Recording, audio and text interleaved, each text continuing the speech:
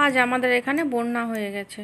পুরো চারদিক সাদা, জল আর জল, যেদিকেই তাকাবে জল আর জল। তো আমরাও সবাই রাস্তায় উঠে গেছি, যেহেতু ঘরবাড়ি ডুবে গিয়েছে তা সবাই রাস্তাতে উঠে গেছে, আমরাও রাস্তায় উঠে গেছি।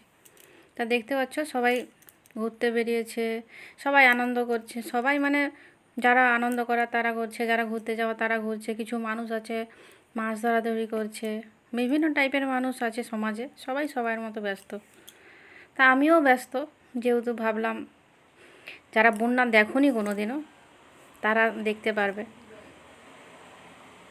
তাই জন্য যারা দেখোনি বন্যা কোনো দিনও তারা দেখতে পারো। আর আমরা দেখে দেখে অভ্যস্ত যে বন্যা কীভাবে হয়, কেন হয়। হয়ে চারদিক ডুবে গেছে আর সবাই দেখতেই পাচ্ছে জলে আনন্দ করছে। মানুষ কিছু কিছু মানুষ আছে মাছ ধরছে, কারণ বন্যাতে মাছ মানুষ ধরেই, কারণ মাছ অনেক ভেসে আসে। আর এখানে তো ধান কোনটা কিছু বোঝাই যাচ্ছে না, কারণ চাষের খুব ক্ষতি হয়েছে আমাদের গ্রামে।